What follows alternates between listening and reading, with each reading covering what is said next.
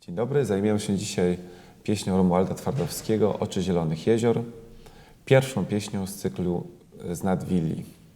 Jest to pieśń, którą kompozytor opatrzył komentarzem pamięci mojej matki. Słowa Heleny Kołaczkowskiej-Masalskiej. Bardzo piękny obraz wspomnienia nie tylko matki, osoby, ale także chyba dzieciństwa i okresu wczesnej młodości kompozytora, okresu, który kompozytor przeżył w Wilnie. Pieśń ta jest skonstruowana w dość prosty sposób. Składa się w zasadzie z 3 zdań. I do każdego z tych zdań kompozytor dobiera odpowiednie środki muzyczne, które są w sposób też, zwłaszcza w partii fortepianu, bardzo wyraźnie widoczne. Pierwsze zdanie: oczy z zielonych jezior lśnią w powiekach boru ociężałe, gotowe zawsze urzec cię, jeśli w nie chociaż raz spojrzałeś.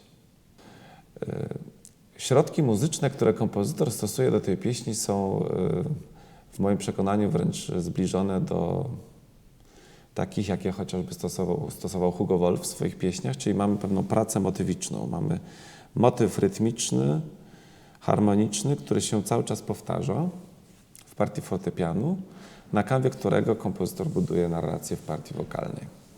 Mamy bardzo piękną harmonię w takim impresjonistycznym wręcz ujęciu.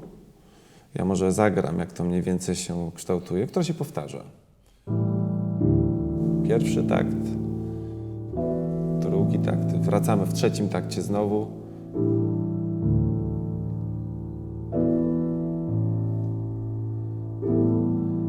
I to się w pewnym sensie nie rozwiązuje. To jest cały czas w jakiejś takiej sferze, w takich wspomnień, snu, marzeń. To, co w moim przekonaniu w tej pieśni jest bardzo piękne i uderzające, nie jest to pieśń, która jest wspomnieniem ukochanej osoby w takim ujęciu bardzo dramatycznym, czy nie wyczuwa się w tym ani jakiejś wielkiej rozpaczy, ani jest to raczej takie ujęcie sentymentalne, melancholijne, bardzo pozytywne i bardzo piękne. Jaka trudność dla nas, pianistów, wynika z tego, że to jest tak, a nie inaczej skonstruowane od strony muzycznej? Znaczy, bardzo łatwo w każdym z tych taktów się rozmarzyć, rozpłynąć, co wręcz powinniśmy zrobić na samym początku. To znaczy, jest to faktycznie, każdy z tych taktów możemy zagrać z osobna. Kompozytor nawet proponuje inną dynamikę do każdego z tych taktów, więc jak idąc za kompozytorem, może tylko zaproponuje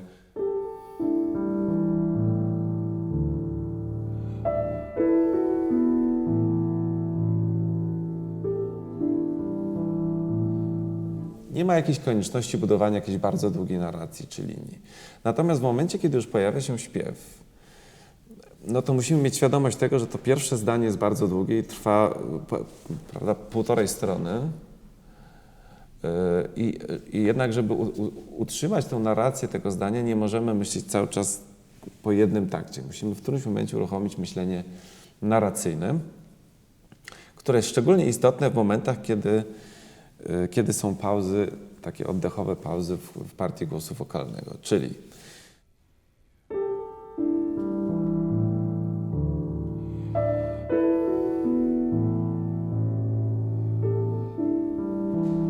oczy zielonych jezior lśnią w powiekach.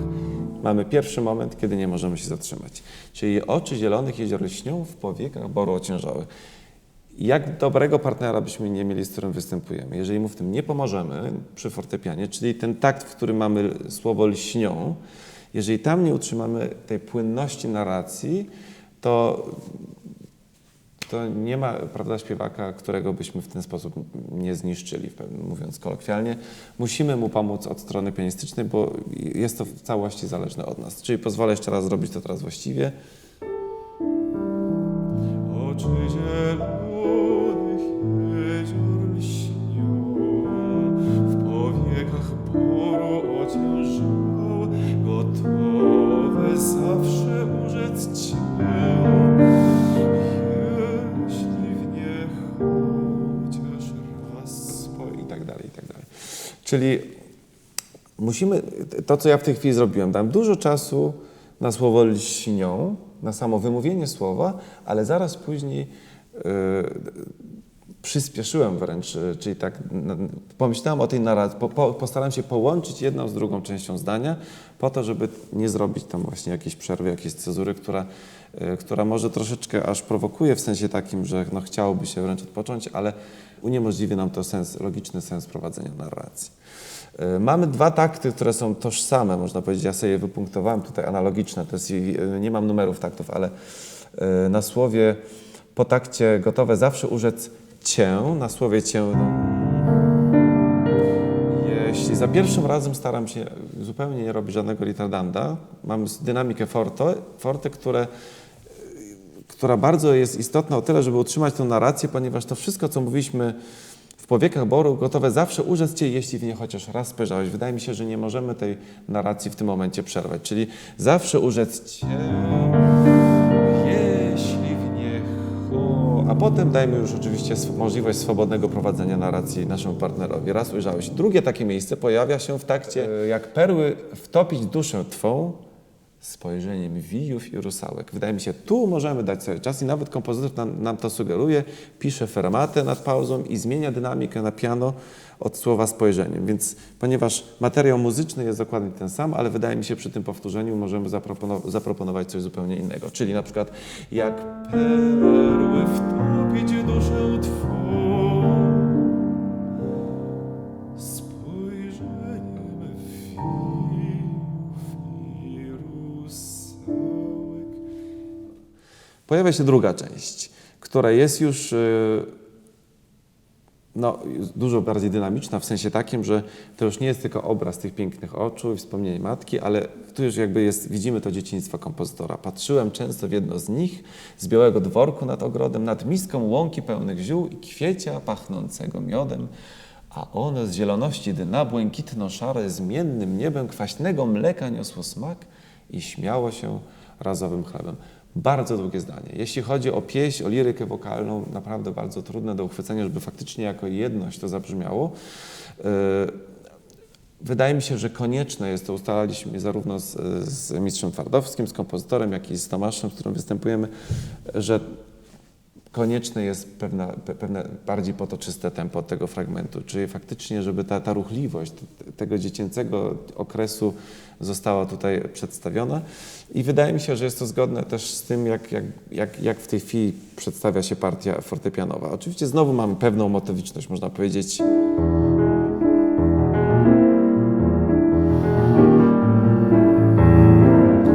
Takie zestawienie ósemek z triolami, które cały czas sprawiają, że ta muzyka, ten rytm jest taki bardzo, bardzo ruchliwy. Raz tak, on jest bardzo elastyczny. Nawet ta prawa ręka, która jest statyczna, że są długie, pomyślimy harmonicznie, cały czas o naszej... Tu nie ma rozwiązań. Cały czas ta harmonia gdzieś zmierza, nie wiemy do końca dokąd. Ale chyba taki ma być cel tej właśnie prowadzenia tej narracji, że to po prostu ma nas wciągać w jakąś opowieść o dzieciństwie, o pięknym, te wspomnienia, które są w głowie kompozytora, nagle ożywają. To, co na pewno możemy zrobić tam, gdzie mamy i kwiecia pachnącego miodem, możemy dużo więcej sobie czasu. Kompozytor proponuje nam ritardando i kwiecia pachnącego miodem.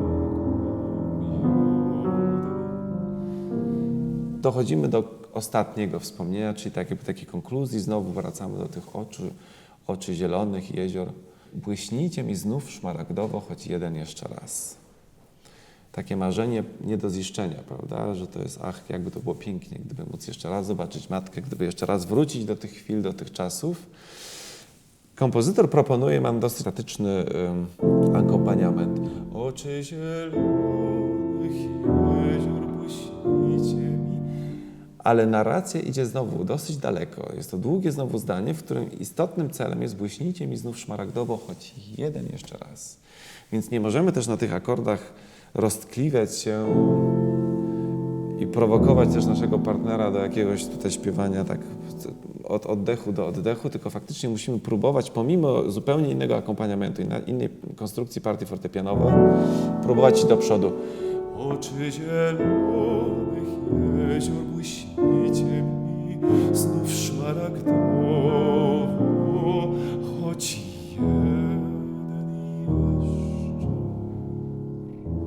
i wracamy do materiału muzycznego z początku, który tym razem w pewnym sensie gdzieś ulatuje, ale odnajduje pewne rozwiązania. Jak posłuchamy, jak pięknie kompozytor to rozwiązuje do końca.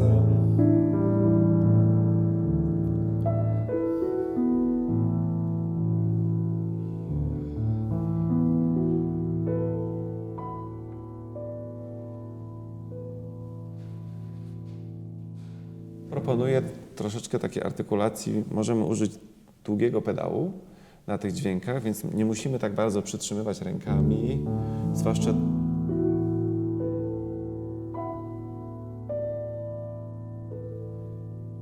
taką artykulację quasi-staccatową, żeby te akordy były grane w sposób bardzo lekki. Mi się wydaje, że dźwiękowo będzie to dużo korzystniejsze.